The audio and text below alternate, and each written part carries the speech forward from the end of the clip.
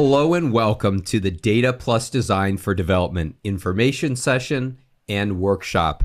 It is so wonderful to be with you today. My name is Professor Peter Pinar. I am the Executive Director of the Leaders of Africa Institute, and we are so happy that you could be with us today to talk about the flagship data visualization and research program for social impact here at the Leaders of Africa Institute. I'm here alongside the director of the Data Plus Design for Development program, Miss Eva, who will introduce herself in just a moment. But before we do, we want to get to know a little bit about you. So I'm going to pass it over to Eva, who's going to begin with a little bit of your introductions. Hi, everyone. Thank you so much for joining us today. We are so glad that you could make it. So we just want to know a little bit about you. Can you please tell us your name, where you are joining us from, the city and the country, and especially your area of interest in terms of what topics or fields that you are interested in? This will be really great, and also it will help us to know a little bit more about you as we go through this workshop. So thank you. We have Eric joining us from Ghana. Eric is interested in agricultural value chain. Eric, welcome. And also there is also Ben here, Benjamin from Ghana. Benjamin, welcome. So thank you so much, everyone, for joining us. So keep the name coming in the chat, your name and where you are joining us from. We also have Anthony here from Nigeria, interested in energy consumption in the coastal regional communities in Delta and Ondo State. Thank you so much, Anthony and everyone. Thank you. We also had Nonsekilo, who's joining us here from Eswatini. Welcome. Currently based in Taiwan and is interested in sustainable food systems. So continue those introductions coming in the chat. We see them there. Again, share your name, where you are joining us from, and also what are your research and professional interests. As we get into today's session, as you're going to notice, the scholars at the Leaders of Africa Institute, as well as the Data Plus Design for Development program, come from all different fields and come from over 45 countries from across the globe. And we're really excited to celebrate that diversity of study, that diversity of thought, and that diversity of geographical locations. So as we're beginning today's session, continue those introductions in the chat, and you can see that they are coming in and we can see them on our screen as well. So again, welcome to the Data Plus Design for Development information and workshop session. Now let's start with some of our introductions. My name is Professor Peter Pinar. I am the director of the Leaders of Africa Institute, and I oversee the main flagship programs here at the Leaders of Africa Institute, of which the Data Plus Design for Development program is one of our 4 flagship programs here at the Leaders of Africa Institute. I have the pleasure of welcoming scholars to our programs from over 45 countries around the world. You can see a photo of myself visiting some of our scholars here that are based in Accra, Ghana, just a few weeks ago. But it is really excited to have that diversity that we have here across all of our programs at the Leaders of Africa Institute. And they come together because we celebrate a number of values that we're going to be talking about and sharing about in today's session. One of those values that we care a lot about is how we use information and research to inform social innovation and social impact in the world that we live in. We know we face a lot of challenges today: economic challenges, public health challenges, economic challenges, as well as a variety of other challenges across a number of different areas that we may be concerned about. And we know that data and research can be a very important driver to coming up with some of the solutions to the many challenges we face. And that's what the Data Plus Design for Development program is all about. Now, in recent years, if we think about the last 15 to 10 years here, we've seen the expansion and growth of the amount of data that is accessible and we can use to inform many of these decision makings. Now, many of you may have heard of the hashtag open data movement. Now, this movement was started a number of years ago, and it was a movement that was not just about cultivating new data, but making sure that the data that we already have in a variety of different repositories is accessible so that we can actually leverage that data for social impact. Now, as that movement has gathered steam over the last few years, we know that there's so much data that is out there that can be used and mobilized today. But the issue is that we need to be able to communicate that data and translate that data for evidence-based decision-making, advocacy, as well as knowledge sharing. In other words, we have so much information out there, we need to distill it in a way that can actually make an impact. And that has led in recent years to the growth of analytical storytelling, as well as data visualization and data experiences. And this is exactly where the Data Plus Design for Development program comes in, because it is at the cutting edge of these ongoing movements, discussions, as well as the tools and techniques we use to illuminate data in creative ways that is actually going to have a social impact. Now, there are many scholars that have come before you in this flagship program, Data Plus Design for Development. And you can see just 4 of them that I'm going to highlight here on your screen. We have Mulima here, who joined us in last year's cohort, the 2024 cohort from Zambia. And her area is in the areas of monitoring and evaluation and looking at how public health interventions are or are not having an impact in the lives that we seek to have an impact in. She's worked with and worked on a variety of different projects, including PEPFAR and a number of other USAID-funded projects. She's also been a leader amongst those that have looked at the issues of gender inclusion in the public health space as well. So she is one of our scholars that is really interested in thinking about public health solutions. And in the Leaders of Africa Institute's Data Plus Design for Development program, her project really looked at the ins and outs of HIV prevalence and amongst the youth and what we can do to lower those rates that we see across the African continent, which was the scope of her project.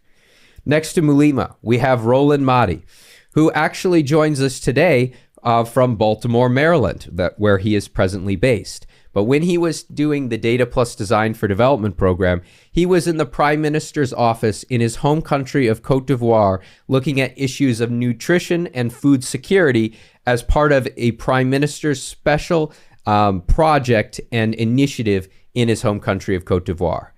Presently, Roland Madi, an alumni of the Data Plus Design for Development and another one of our flagship programs, the Research Methods program, is presently a research associate at the Bloomberg School for Public Health in the United States at Johns Hopkins University, working on some of the key areas of public health today.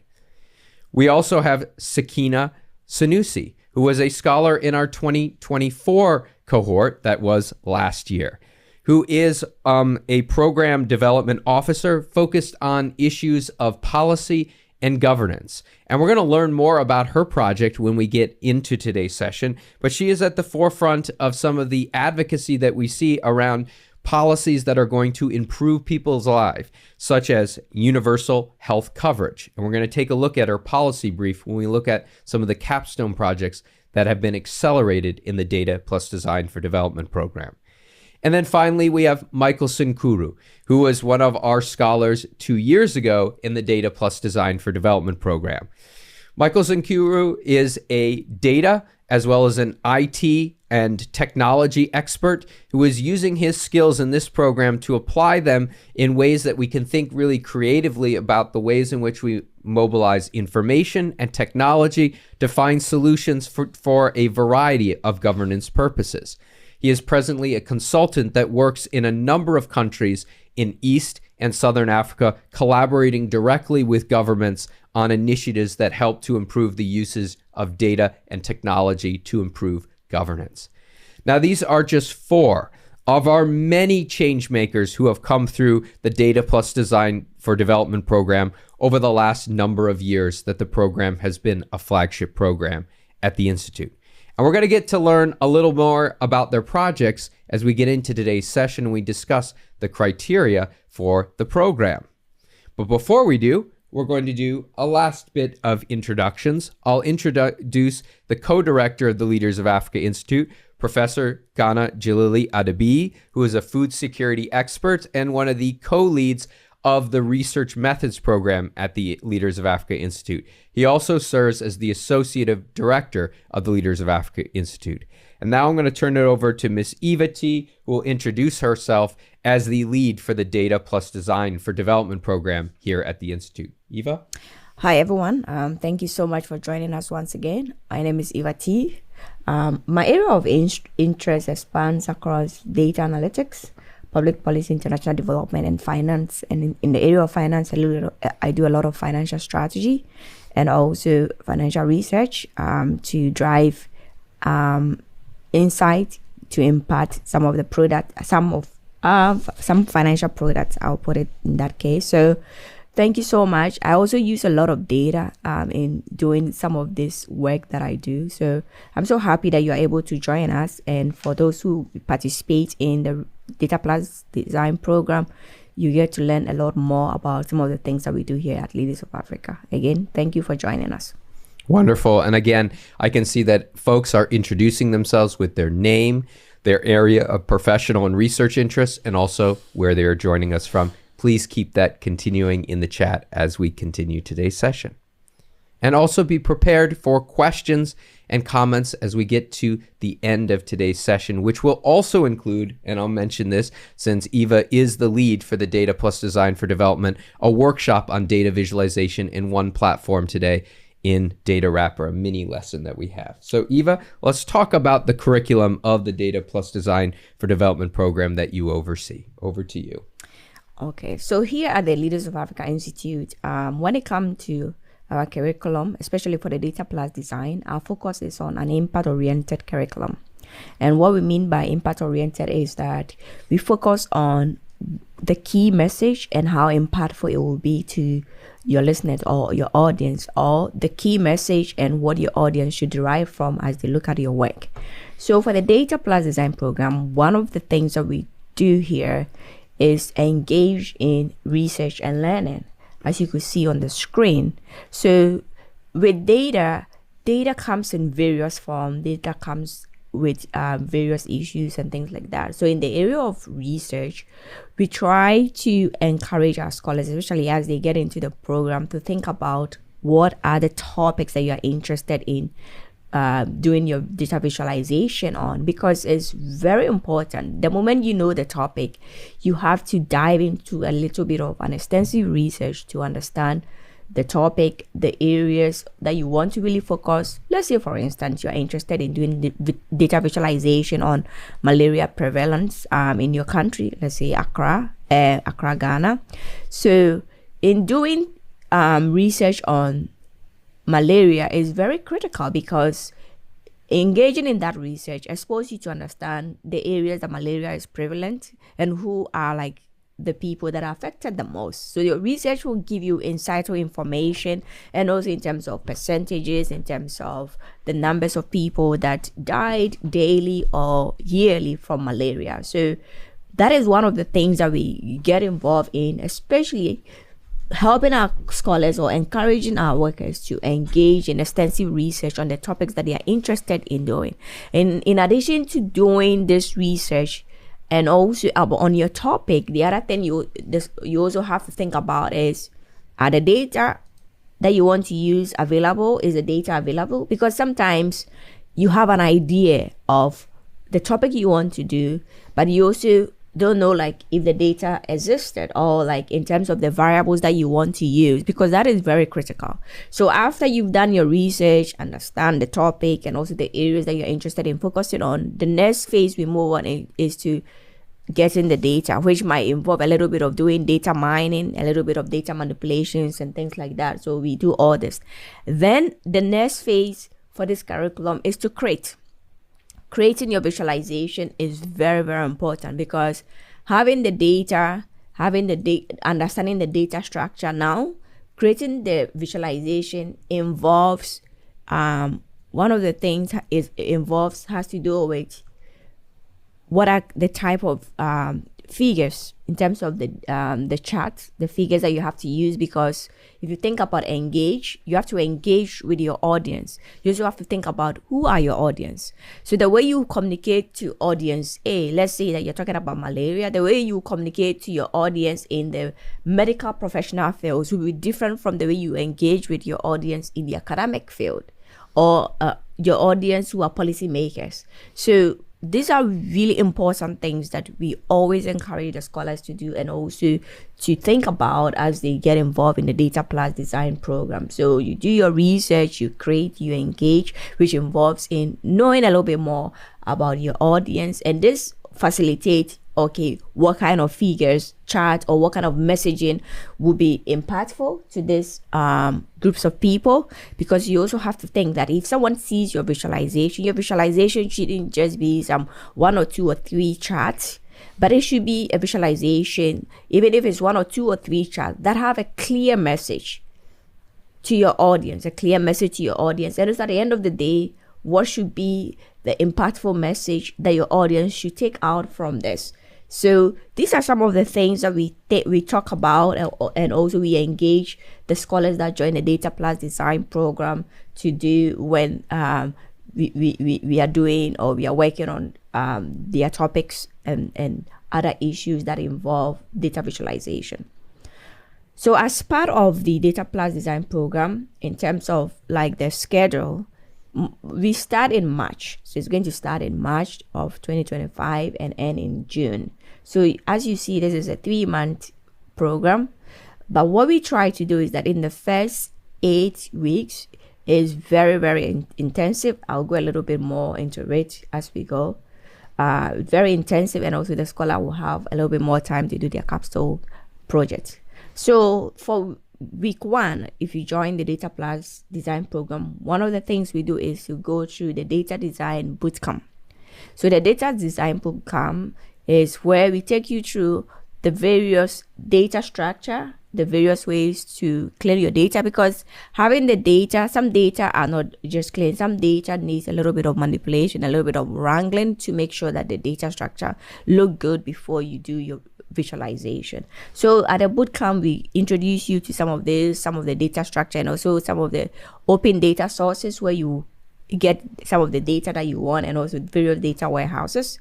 Then we also engage you on the design aspect of visualization, because it's not just about knowing your data and also being able to craft a story on your data. The other important aspect has to do with thinking about the design.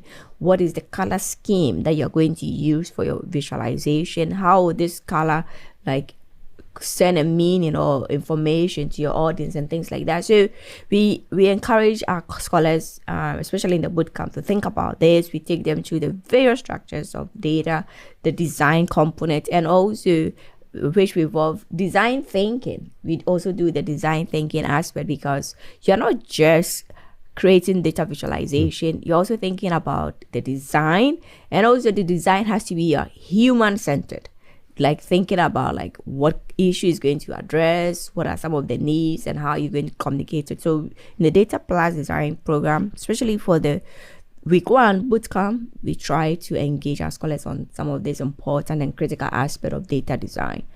Then there are various platforms or various softwares for data visualization, but here we have some of the most effective ones for visualizing data. And the first one that we use has to do with Data Wrapper. Data Wrapper is very extensive and also intensive, and is really good for creating visualization in various ways. And the good thing about Data Wrapper is that you don't need to think about learning how to code, like hard coding, because Data Wrapper is in the cloud. You easily access it, and all you need to do is get a data that you're working on and making sure that the data is really clean and uploaded, and everything is already done there. So we use Data Wrapper also because it's used by various organizations, and we know it's very credible and it's so easy to learn, and it's easy to use in terms of communicating very unique ideas of yours when it comes to data. Then the other platforms we use, especially in the area of business intelligence, has to do with Tableau and Power BI. These are very critical, especially when it comes to reporting on issues on KPI, your key performance indicators, and also showing trends and other aspect of your data. And also these platforms are really good when it comes to the dashboard, like data dashboard and also data storytelling. So these tools are very, very important, and that is why we go through them. Then we have Flourish.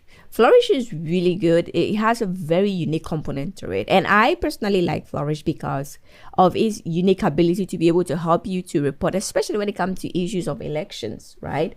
For those from Ghana, if you pay close attention to the election that just happened in December 7th, especially if you visited some of your media warehouses like My Joy FM, City FM, they had like data visualization in terms of communicating who is winning the presidential race, and also some of the who is also leading or winning in the parliamentary races. And they had a very nice act forms to show in terms of the number of seats for the incumbent party and also the opposition, which was very unique. And DataWrapper has that kind of ability to do that, especially presenting election data in a very unique and concise way. And not just Ghana. In fact, South Africa and the SABC, the main broadcaster in South Africa, was also using Flourish to share some of the recent results of their elections as well. Yeah, and also Nigeria too.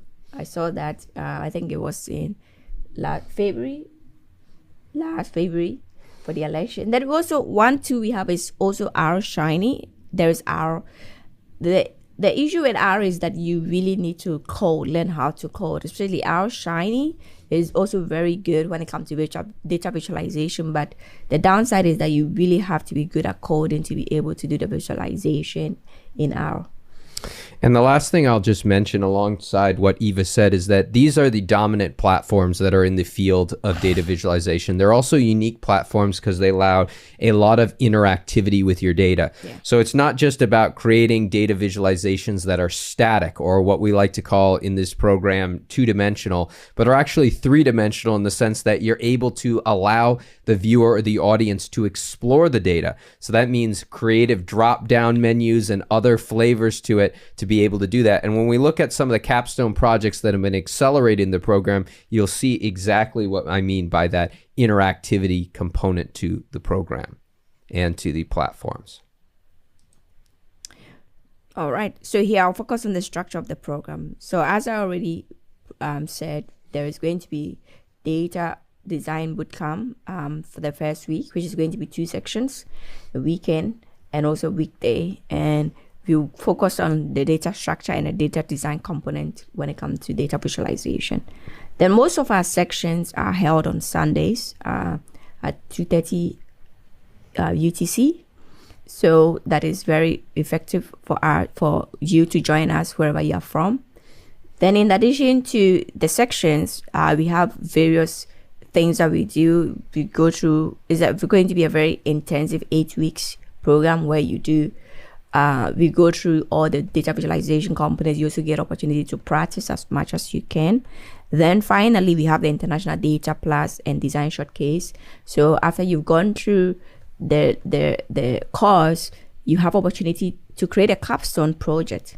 So the capstone project gives you opportunity now to communicate your what you've learned, and also come up with a visualization that communicates to the needs of your audience. Then we have like a showcase where we invite people from across the globe for you to present your work to them. So you get an opportunity as each scholar, especially for those who want to present, have like 5-minute opportunity to give us like what your data visualization about, and also what your audience should derive from this.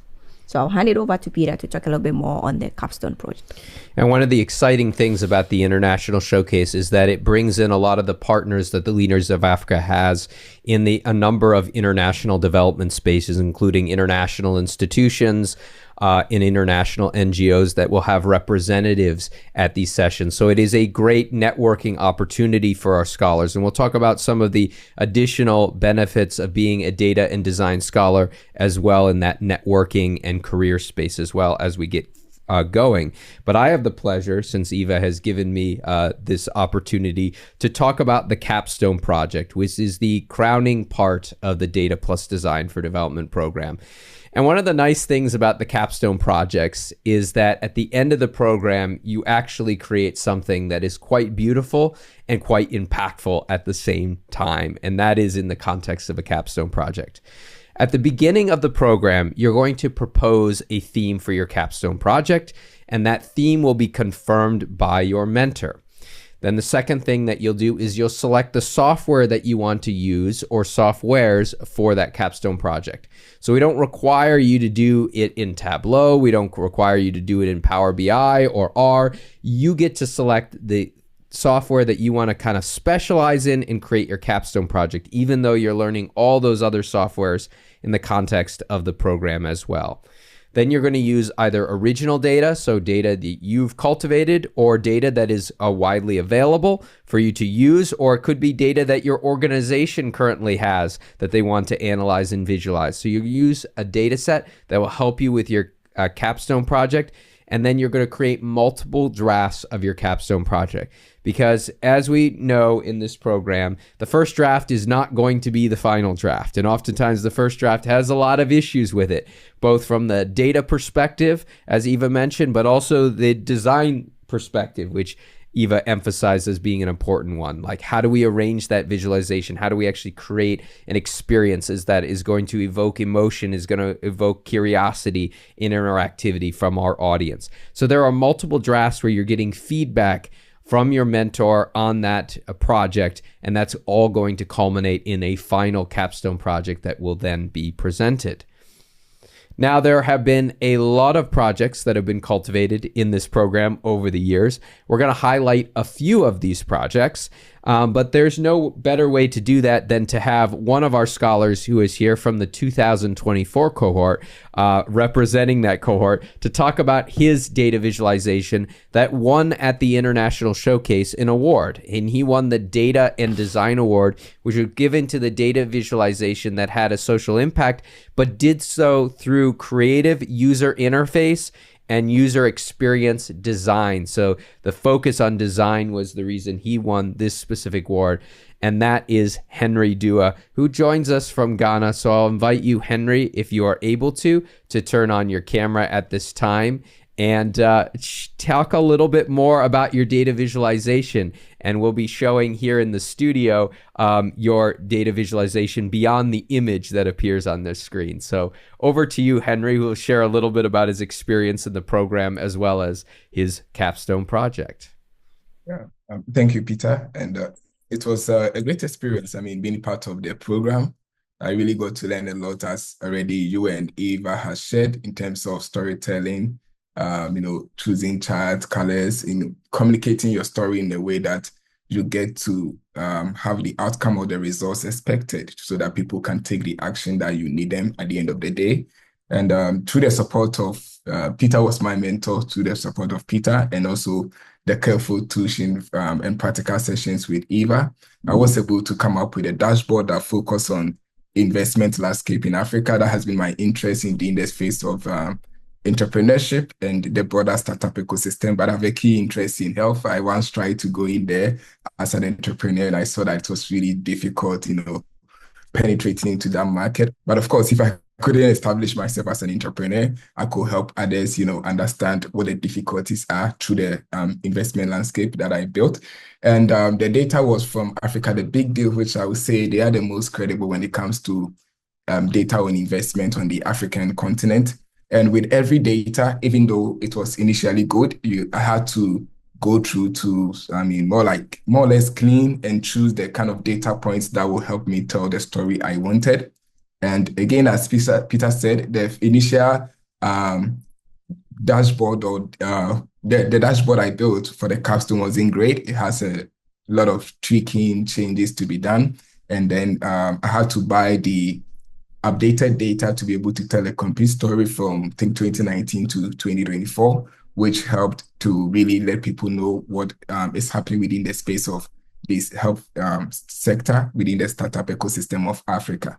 And with the help of my mentor and whatever we were taught in terms of the storytelling, choosing the right chart and everything, putting it all together, I was able to deliver with the health tech capstone project that touched on what the total investment trend has been, the number of deals, where the investments are going, and even when you go to the health sector specifically, which subsector is getting more investment according to the data. And it was interesting to know that there were some consistency. So we in investment in Africa, we have what you call the big four, which is Egypt, Ghana, sorry, not Ghana, Egypt, South Africa, Nigeria, and Kenya. And it was similar for even the health sector, which overall they mostly rank around somewhere sixth and seventh.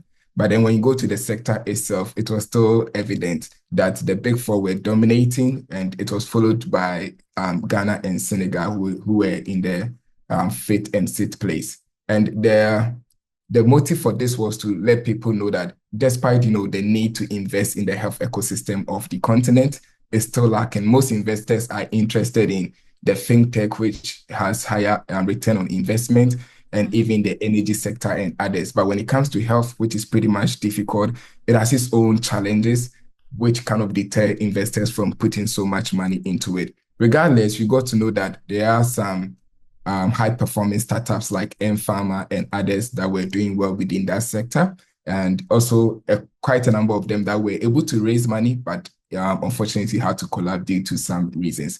And the goal was to allow people to play with the dashboard, maybe filter down to their country to understand what is happening within that scope, and even for the sectors to get a fair idea of where the investment money is coming from in terms of the series that they have raised, maybe series A, B. But for the health sector, you realize that most of them are between the seed and somewhere series A, as compared to fintech, where we have a lot of money and investment going in there. So that was it for my project, and I couldn't have done this without going through the program and also receiving the mentorship, which even goes beyond when you have completed the program. And also you get to track your progress, in a notebook that is personal to you. You can take a look at others' notebook for inspiration, but then you can edit, which is really good. And it was very helpful. You also get to collaborate within the broader community. I made a few friends that we are still in touch, supporting each other. And it is great, and it's a good community to be part of. Going through the program, I would say it was worth the time, everything that I put in. Yeah, and it would be great for you too, if you get a chance to be selected for it. Wonderful. Thank you, Henry. I've shared a link to Henry's capstone project because the award winners are actually featured on the Leaders of Africa Institute's website under the showcases area. So you can see his data visualization there. And as Henry took us through, it's not just about a chart or a couple of charts that are there, but you saw as he was speaking, I was filtering out some of the different informations to tell that story that Henry has mentioned. And the data visualization is even more complex beyond that dashboard that is there. You even have dashboards that look at the gender and other breakdown of the founders of a lot of these startups as we think about issues of broader inclusivity in this startup and entrepreneurial ecosystem, which is a focus of a lot of investors as well as international development practitioners. The other thing I wanted to highlight, which you can see on your screen here, is the data design notebooks. Throughout the program, as you're doing the different assignments in the program, and you can see examples from Henry's notebook here, you're sharing and getting feedback on these assignments week in and week out, including your capstone assignment. And they all show up in one online platform that we use to be able to bring that information together to give feedback and at the same time track progress. And the nice thing about this is that it builds each data and design scholar's portfolio such that if you needed to show, your progress or your success in or mastery of these different platforms, you have a place to go to at the end of the program to draw out some of those examples as you've created. And you could see some of Henry's examples from his Data Wrapper project to his Tableau project to the Power BI project. And of course, we looked at the Capstone project, which was done in the platform of Tableau, of which you have your choice. So thanks, Henry, for sharing. I'll welcome anyone who has questions for Henry to share those in the chat, as well as at the end of today's session as well. So feel free to share questions for us as well as Henry in the chat as we continue into today's session. I want to mention a couple other capstone projects. Ngosa's capstone project here was about navigating food security in Africa, as well as her home country of Zambia. She was the winner of the Best Data Visualization Award at our last international showcase as part of the 2024 cohort. She just recently achieved a new position as a data analyst. And one of the things that Ngosa has told the Institute and the program director is that the mentorship, as well as the work that she did in the program, directly related to her getting this promotion and new position as a data analyst, because she used, in the context of the interview process, her capstone as an example of the work that she's done and how she's been able to cultivate data, use data, shape data, and then create data experiences that really speak to a discussion of policy. And of course, she was the winner of the Best Data Visualization Award. She is, by background, she is an economist in the areas of development economy, just as context. Michael, who I introduced to you earlier, his project as part of the program was about the issues of contracts in his home country of Uganda. And he was looking at whether contracts from the government were no bid, closed bid, whether they were going to local firms, in which firms, or are they going to international firms, in which firms, right? So he was looking at sort of where money is going when it comes to government contracting. And he had access to a database of all government contracts in Uganda, and he used that data to be able to explain to the audience what are different contracting mechanisms that are present in Uganda, the different bid approaches. And then he was able to look at each of those different bid approaches and combine that into a dashboard that was interactive, that you could filter by year, by industry, based on different types of contracts. And you could just see a part of the data visualization on your screen. For the sake of time, I'm not showing you the whole data visualization. A lot of these data visualizations are online based, so you can scroll through them, you can interact with them like you saw with Henry. And that's the case also with Michael's, which is not just what you see on your screen, but continues in different areas. We also had capstone projects from scholars from our 2023 cohort of the Data Plus Design for Development program. And two visualizations that were actually on the same theme that year was the issue of traffic and safety and road accidents in Ghana. So they were taking data that was from two different government agencies, and the Leaders of Africa Institute will allow you to use our institute as a way of getting some of that data that you may be able to need to get for your projects. So we supported that with a letter from the Institute to help them get that data. So they got it from the two different institutions, one health related and one road and accident and sort of police or safety related from Ghana. They're actually housed in two different locations. They brought that data from those two locations together, and they produced a visualization that told us a lot of things. Where are accidents happening in Ghana? What time of day are they happening? What roads are they happening? What are the drivers? What are the vehicles that are involved? Is it commercial and non-commercial vehicles? Is it commercial and commercial? Is it non-commercial, right? They told the story through the data that was multidimensional in nature, about the nature of traffic accidents. And the purpose of these data visualizations, coming back to what Eva mentioned earlier, was to help us understand some of the measures that we can take to mitigate traffic accidents, to think about solutions to road safety in some of the critical areas of the country that are facing some of these concerns. And both are in the data sectors as well, and continue to be in that space. We also have Sakina Sanusi, who won the Best Data Visualization for Social Impact and Public Policy Impact in the last showcase. Her project was entitled Fostering Accountability for the Fuel Subsidy Removal in Nigeria. And you could see 2 pages of what was a multi-page policy brief. She decided to do a capstone project that wasn't going to be a dashboard or a data story. She wanted to create a policy paper that infused it with data visualization.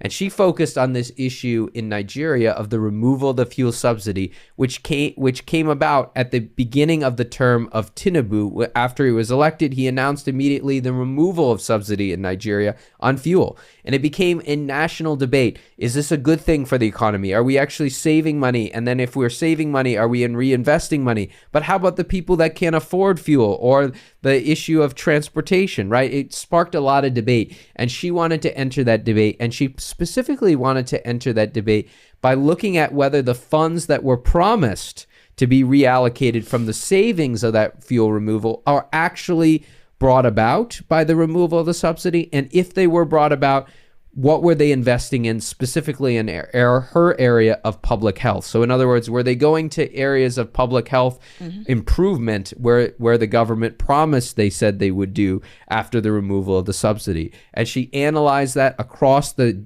36 states of Nigeria and looking at the differences of health allocation and budgetary allocation before and then after the removal of the subsidy, so that we can determine the effect of that subsidy. So there's a little bit of research and research design that was certainly infused in Sakina's data visualization project. And I introduced her background at the beginning, and you can see just 2 pages of her longer policy brief that are on your screen.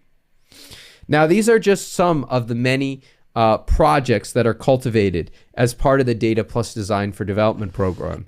And one of the reasons why we put a heavy emphasis here at the Institute on project-based learning, and specifically in the Data Plus Design for Development program on the Capstone project, is that when you're communicating your skills to a broader audience, when you're trying to have an impact with a broader audience, it is better to show rather than tell. And the powerful thing about a capstone project is it shows not only your skills in data visualization and data wrangling and data shaping, but it also tells and shows an important story that you can tell with that data that can actually have a social impact that we seek to achieve in the program.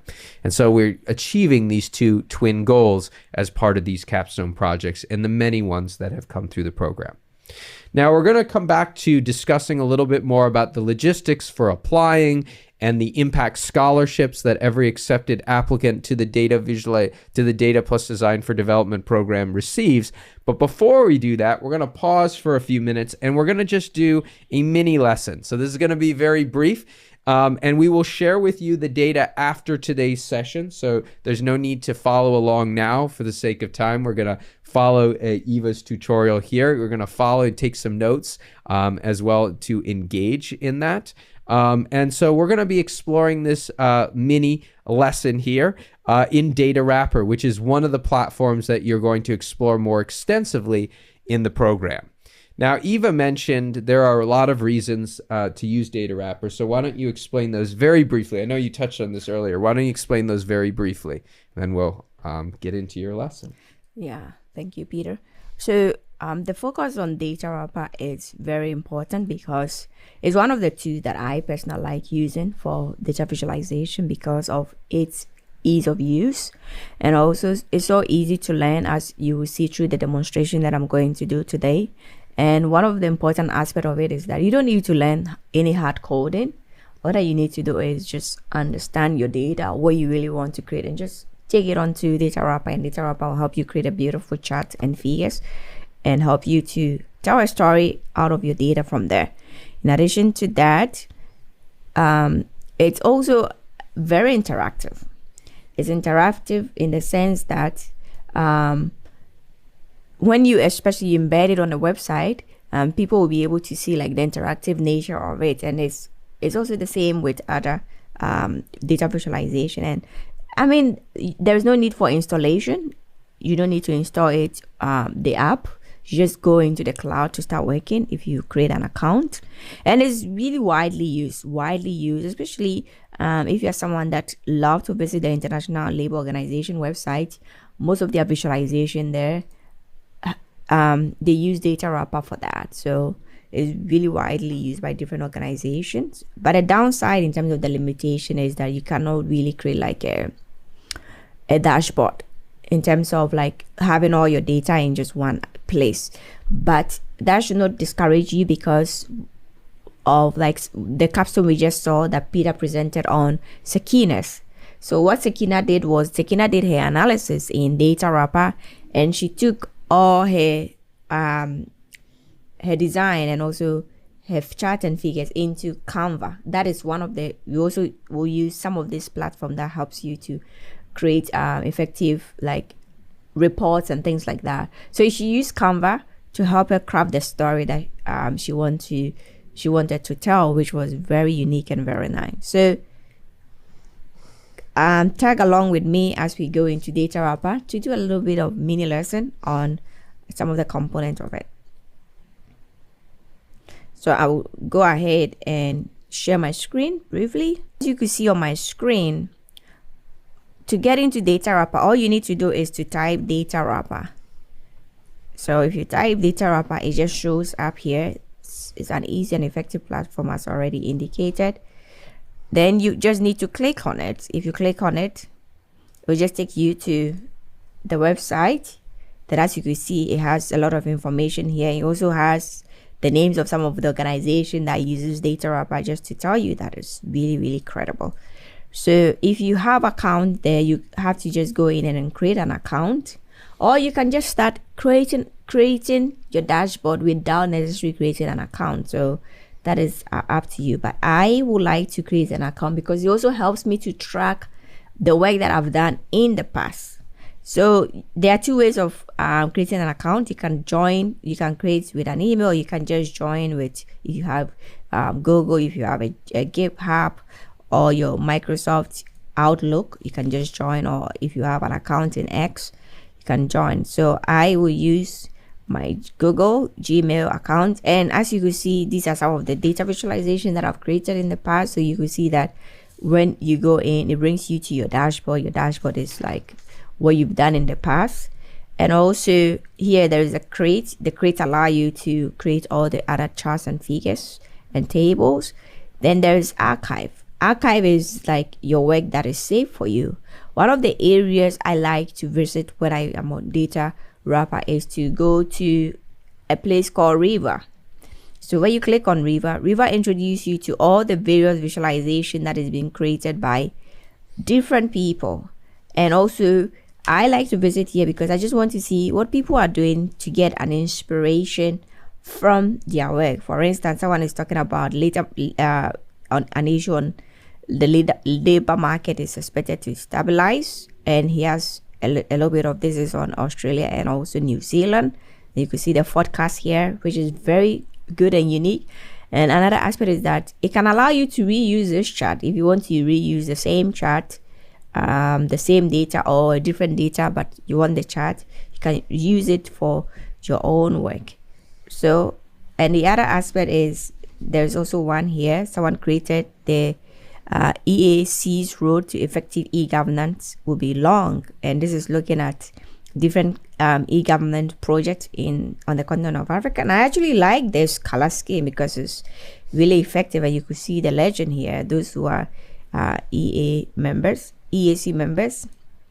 here, the East African community members, which is like really unique, as you could see here. So Data Wrapper is very, very unique when it comes to data visualization. But first of all, let's create our own example of Data Wrapper. So when you click on charts, create, and you click on chart, it will bring you to the Data Wrapper interface. So as you can see, it has ways of like adding your data in terms of importing your data onto the platforms. One of the ways you can do is do copy and paste. The other thing is you can upload through Excel or CSV, and also you can connect through Google Sheet, or if you have the link to the external data, you can just add the link here. So before I go in here, I just want to show you the data that we are going to analyze. My data is coming from Excel. As you can see, this is a just very, as you say, it's a mini work. So my data, as you can see, my data is looking at youth unemployment in 2020, and this is coming from the African the International Labour Organization. So this is a comparison between youth global unemployment, looking at the youth and also adults. So the youth, the definition is from 15 to 24 years old, and looking at adults 25 years plus. So we will see it and look at where the different comparison in unemployment. So you could see here, what I like to do is, like, let's just do the copy and paste component. So I copy my data, then I go into data wrapper and just paste it. So as I paste it, you can see the data is showing in this form, which looks good. Then all we need to do is to go to do proceed. So when you proceed, you could see it's restructure your data into a table form for you. One of the downside is that you cannot manipulate your data when you come to data visualization in data wrapper. So always ensure that your data is really clean.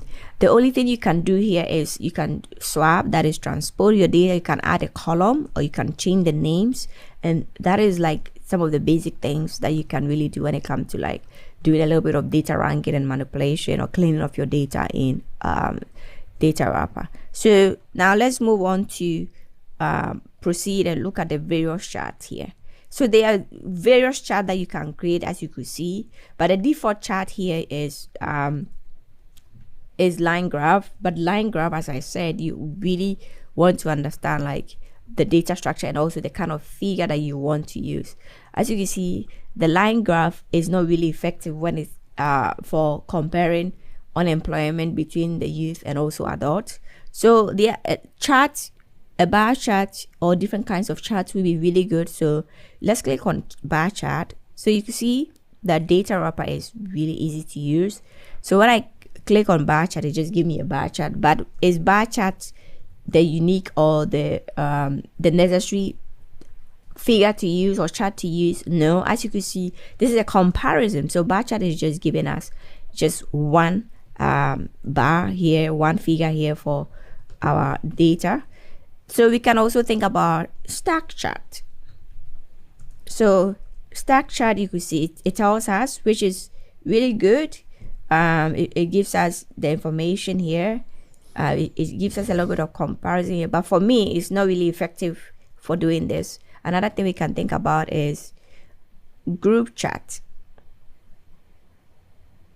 Group chat is effective, especially if you want to see it comparison here.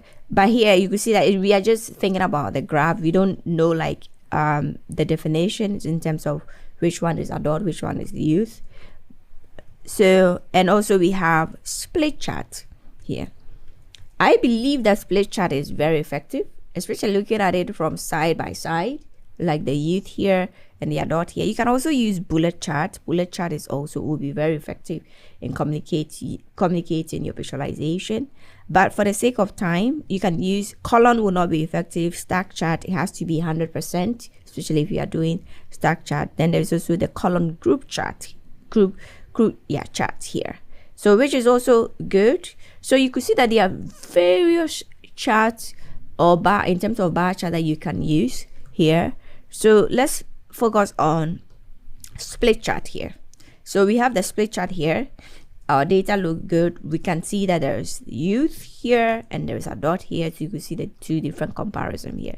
And we can also see that here it's telling us that Africa has the highest youth unemployment globally.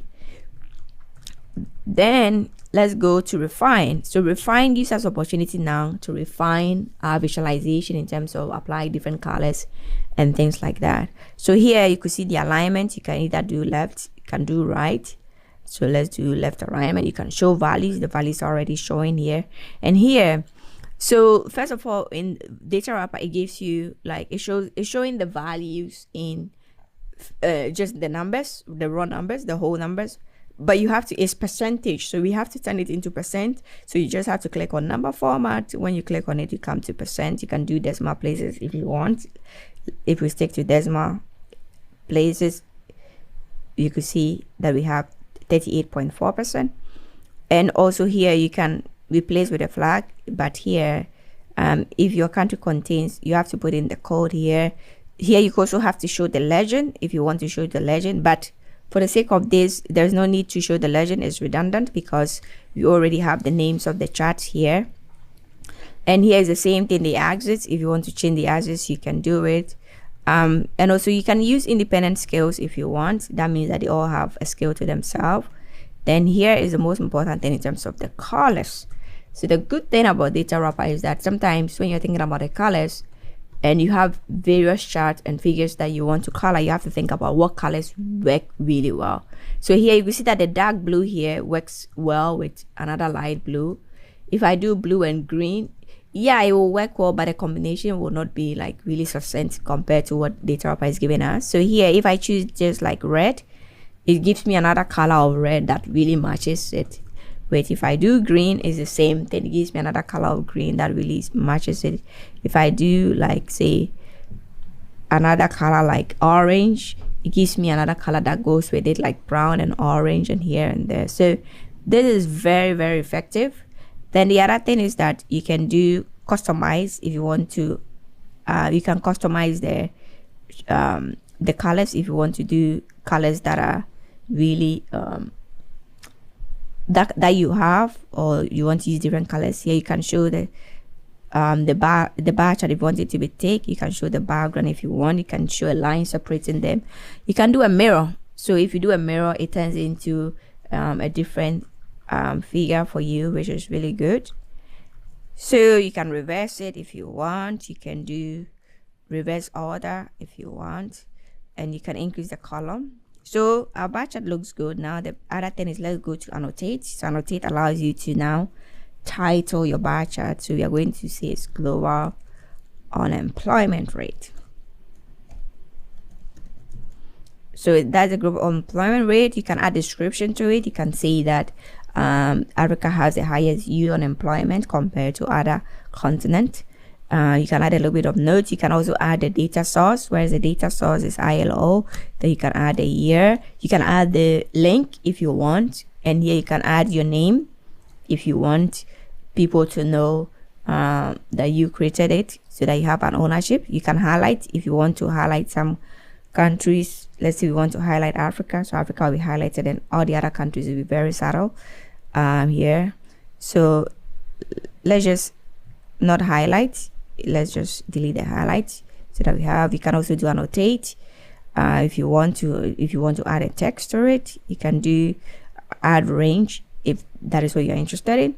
So the other thing is that let's go to layout. So layout here is that you can choose different color scheme and things like that. So because this is like the free one, the color scheme is very limited here. But if you use Data Wrapper background for 2012, you use your different color scheme. If you use page flow, it become a dark color scheme for you. So let's stick with the original one that we had. So now your work is done. You can choose to share on social media. If you do that, the social media buttons will be here. Then you can just go ahead to publish your work, and voila, our work is done. So you can just publish it, and when you publish it, it will show up in your dashboard if you want to work on it later. And now you have the link. There is a link to embed if you want to embed your work in a website or things like that. Here's the embed code, and also if you want to share the link with others, here's the best code. And because this is free, in terms of downloading it, it just comes in PNG, which is good. Then you can download your data and you're ready to work with it. So here's our mini lesson on Data Wrapper. Is there any questions that you want to ask? There were a few questions that were asked in the chat, so feel free to share those questions on Data Wrapper now. I feel like I've answered a lot, and I was also sharing some of the key feature of the platform as well today, talking about the flexibility of Data Wrapper to use maps, and they have maps for local constituencies, even maps for electoral areas. So we get really down in depth. You want to show that, Eva, while I'm just answering the questions here? Eva will pull up an example of some of these maps, say Kenya, for instance, or Ghana, for instance. So it's really good in its coverage there. It can handle pretty big data sets pretty well. Yep. So I mentioned using multiple years of COVID data at the year level for the country year. So it's like time series data. It can handle that fairly well.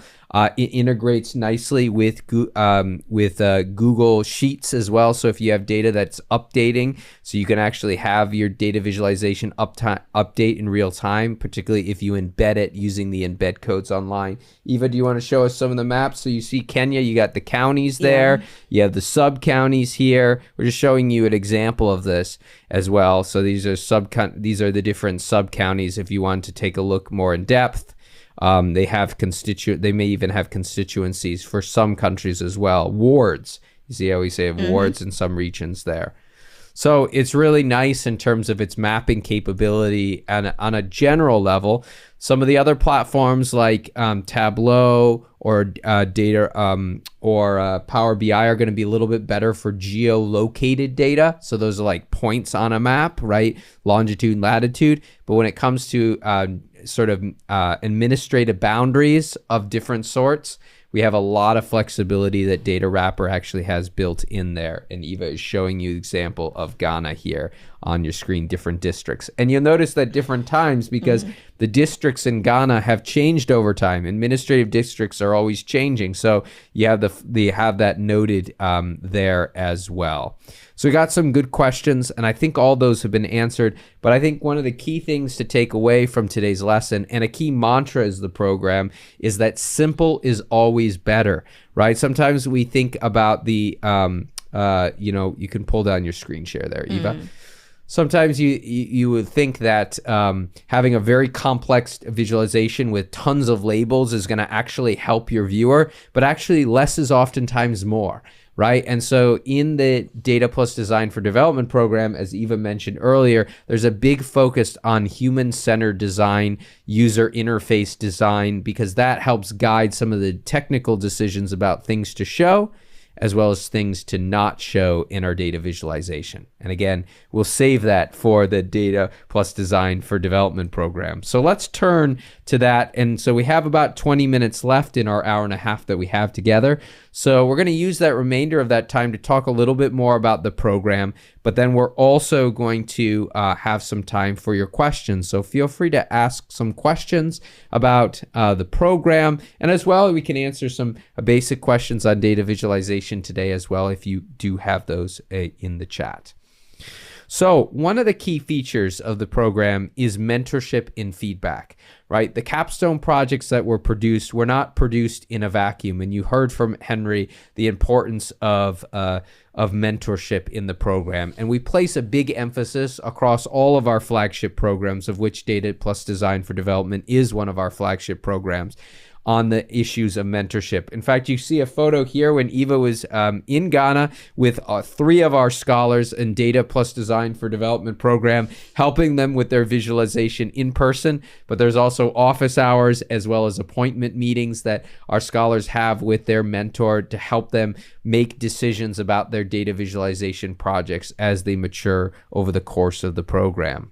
In addition to that, you will achieve a competencies in data visualization and analysis. I think that's apparent up to this point.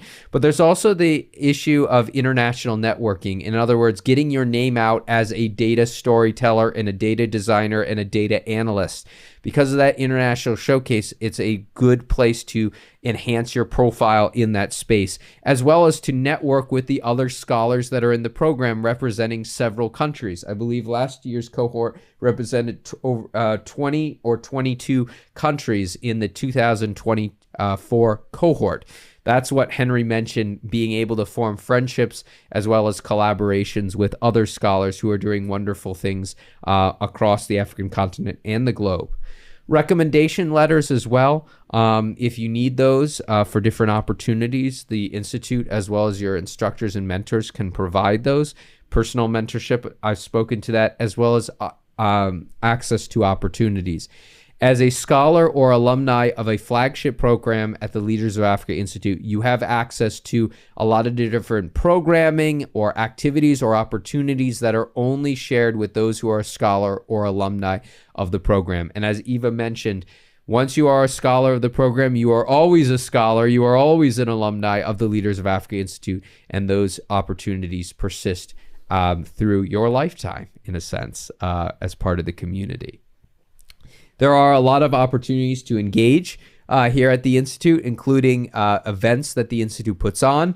And if you'd like, as part of the program, you are able to host your own events with all the technical and media capacities that we have as part of our Media Lab.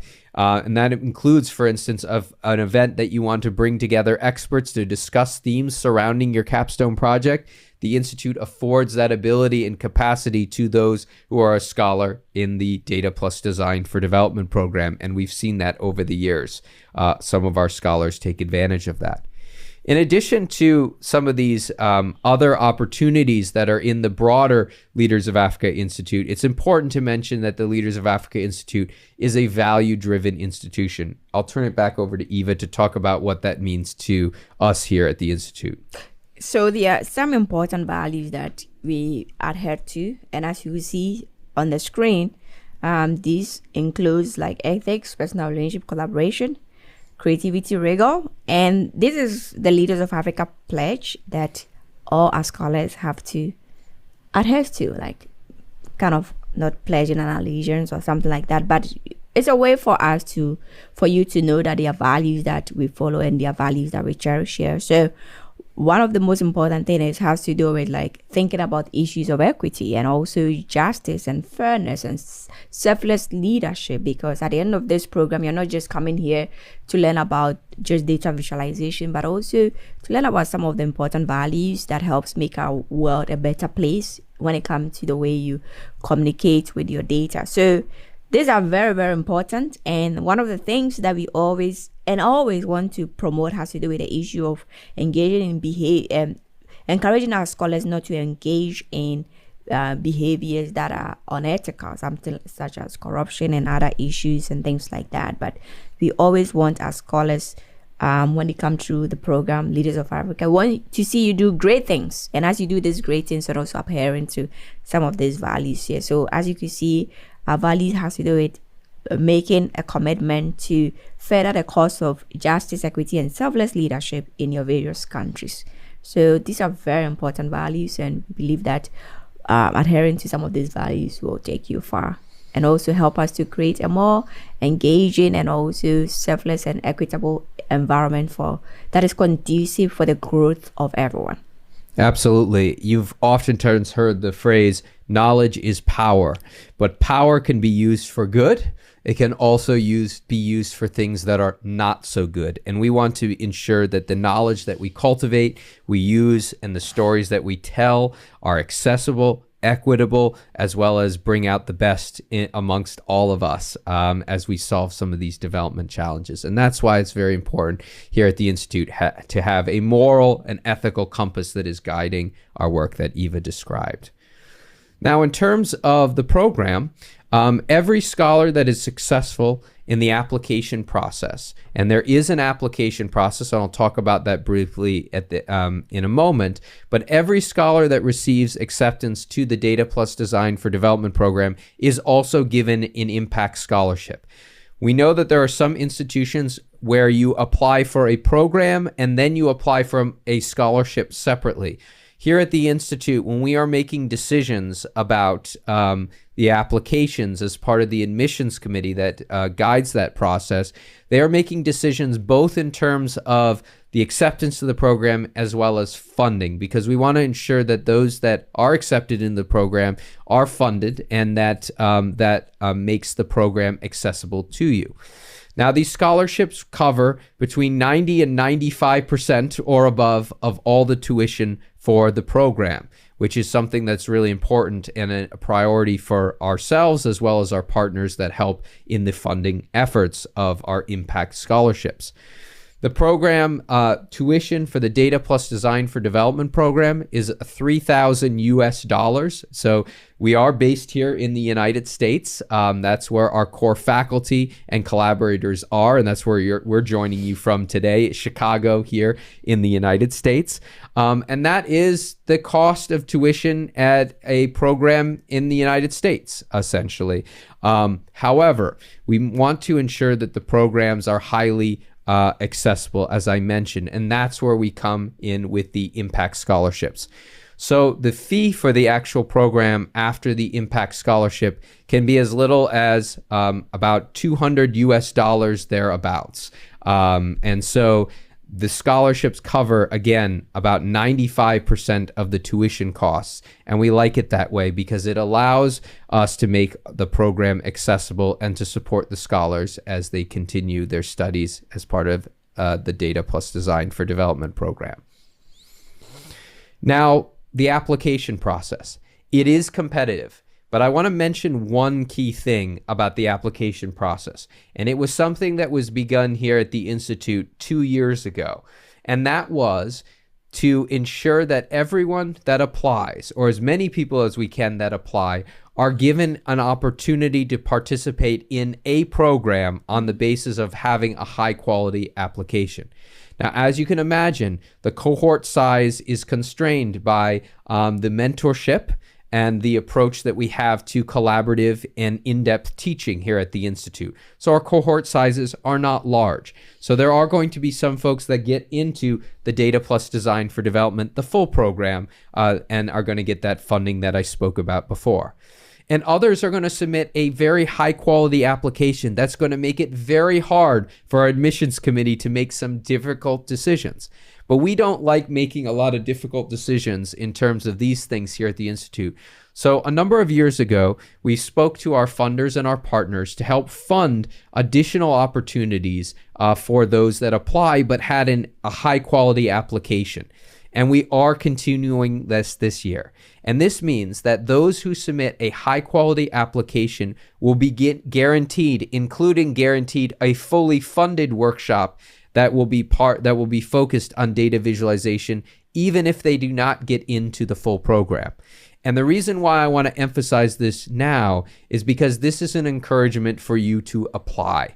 Because you may be hearing all the wonderful things that are discussed in today's session, and you may say to yourself, well, this is going to be a really competitive process. There are going to be a lot of applications. I'm not sure if I'm going to have an actual chance. I'm not sure if I'm actually qualified to participate. I want to dispel that. I want you, and we all have that oftentimes for ourselves. We talk ourselves down about our abilities, what we can do and what we can obtain and what we should apply for. We oftentimes do that a lot this day and age when there's a lot of things that are out there. But I want to dispel that, and I want to encourage you to apply, because as best as we can, our goal is to connect you with an opportunity, even if you're not received full admission to the full program. And that includes fully funded workshops that are focused on data visualization that may last a day or two, that will get you into data visualization, and oftentimes are a great stepping stone to being a scholar in the Data Plus Design for Development program in the full cohort the next year. So I want to emphasize that. So I want to encourage you to apply. We've done a lot of work here at the Institute to ensure that our partners are behind our mission of accessibility and ensuring that we are reaching as many people who are well positioned to benefit from this training and this program as possible. And so we've created these structures to do so. Now, the application is very straightforward. I'm going to have shared in the chat the application link, which is found on the website. I'll take you to that in a moment. But there are key things that you need to share. First thing is your contact information and your CV and your resume in PDF format. So please, download it and then save as a PDF and upload it. You'll see a spot to upload it there. The key thing is your statement of interest alongside your resume. Statement of interest explains, what are your interests? Why are you passionate about these interests? Talk about your passion. Everyone who's here at the Institute is highly passionate. They care deeply about the work that you're doing. And you could see that come through in the capstone projects. And that is gauged by our selection committee and our admissions committee here. So talk about your passion for your research area, your thematic areas, and your professional interests. Talk about what shaped them. What is the story behind them? We all have a story that led us to focus on the things that we focus on. I'm an international development expert and a political scientist in the area of social science. So there's a long story I could tell you, and I'm sure you'll learn as you get to know me in the program, for those of you who are in the program, about my story, about where I came to my interest. We want to hear a little bit more about that in your application. We want to learn about what you would like to learn from the program. And hopefully today's session, the purpose of these information and workshop session is so you understand a little bit more about the program and you're able to tailor your application to some of the skills and themes that we focus on in the program. So we want you to talk about what you hope to learn and how that intersects with your career goals and how this program in particular can help you achieve your career goals. Now you can see a lot of the stories that have been told today are about how this program was integral to promotions within institutions, new opportunities, both domestically as internationally, that have been opened up for our scholars. So we want to know about how this program to really assist you, and that allows our admissions committee to make decisions about how this aligns and how this fits into your trajectory. In addition to that, there's a lot of time spent during the registration at the beginning of the program, getting to know you, sharing even more information about your goals, because this program is highly personalized and we want to ensure that is meeting the goals that you have. And then there's some basic supplementary questions that are asked about internet access and various things that we ask at the end of the application there, including how did you learn about today's program, as well as other features that are there. Now, if you have happened to be an Institute scholar of another flagship program or workshop here at the Institute, we want you to select the option that you are an Institute scholar or alumni at that later part in the supplementary questions as well. We know who our scholars and alumni are, but that also helps the admissions committee identify you as well if you are applying and you have partook in another program, and that is often the case. Now, the deadline is in 2 weeks from today. So there is still time. January 17th, that's a Friday. And if you've already submitted an application, and some of you have already submitted an application or have one in progress, and you say to yourself, I really wish I made some edits to my application after hearing this information session today, that is perfectly fine. You can resubmit your application. You can't edit a previous submission for security reasons, but you can resubmit a new application. The admissions committee will only consider the most recent application that you make. So it will not look at your previous application at all. If you submit it again, you're able to apply a second time or a third time, and we're only going to look at your most recent application as part of the scoring process for the admissions committee. So again, I want to encourage you to apply. The application doesn't take long, right? Most of the things you already have, perhaps your CV or your resume. You probably have that already. The statement of interest, take time to craft that statement of interest to really speak to your interest in data visualization, data analytics, and the impacts that data can make on social impact. So take some time on that statement and then submit your application. Again, we want to encourage you to apply, because even if you do not receive acceptance to the Data Plus Design for Development program, there are other opportunities for those that have high quality applications that we will seek to connect you to, including fully funded workshops. I can see Janet has asked the question. I have already submitted my application. Will you be able to change different things or things of that nature on your application? Again, just submit an application again. And there is a question about fee payment on the application at the very end. We have a needs blind assessment of application, so that question is not viewed by the admissions committee or is taken into consideration when making admissions decisions to the Data Plus Design for Development program. So I hope that answers your question there. Now, there are a few other questions that are there, and we are now at the time for your questions. I'll answer the question about the other programs in just a moment, but let's focus on the data and design program here. I can see that a number of us are interested in qualitative data analysis. Now, in this program, the focus is on the quantitative side for the most part. Now, as many of you know that do mixed methods or qualitative work, qualitative analysis is increasingly being quantified, right? So there are thematic coding schemes that you can do in Atlas TI or in Vivo, or that measure sort of the sensitivity of different words, so positive, negative, sensitivity analysis. They also look at the frequency of different themes. So they seek to take qualitative data and translate it into ways that we can look at through the use of numbers. And in that sense, this program does support with those efforts. Now, if you're particularly interested in coding in Vivo and thematic analysis, then that would be a great fit for the Research Methods program, which is our other flagship program that you may have heard about at the Leaders of Africa Institute. And it is the largest program. And I can see some of our folks who have joined us for this information session are scholars or alumni of the Research Methods program. I will mention that it is easier to get into the Research Methods program having been a data and design scholar in the Data and Design Scholar program, because again, we look favorably on alumni that have been in one program going into another. So I hope that answers your question on qualitative analysis. And all of our instructors here, most of them are both quantitative experts, but they're also qualitative experts. So they do a lot of mixed methods research. So they're able to be conversant in that and how we might translate qualitative data in some of these other data visualization approaches that Eva has alluded to in today's session. Are there any last questions here? I think I've scanned here. What about uploading a data set which is of a larger size? I think this is a question related to DataWrapper. DataWrapper is very good at large data sets.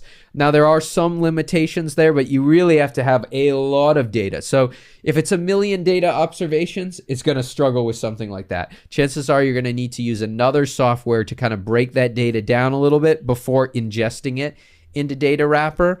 But other platforms that we do use in the program, like Tableau or Power BI, are going to do really well with large data sets, as well as R and R Shiny as well. That's a coding platform that we use in the program. Those are going to be used and scalable to data sets that have millions of observations. So again, it's the alignment between our data set and the tool, not only in terms of the data story we're telling, but also the data capabilities. So it's a really good question that was asked during the demonstration today. Yeah.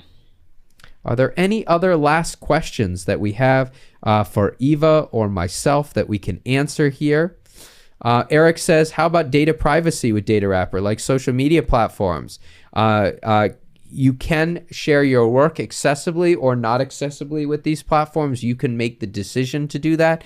It allows you to embed those in a in a website or a social media environment, because embedding your data visualization allows for you to use the tooltips or other filtering features that may be included in that data visualization.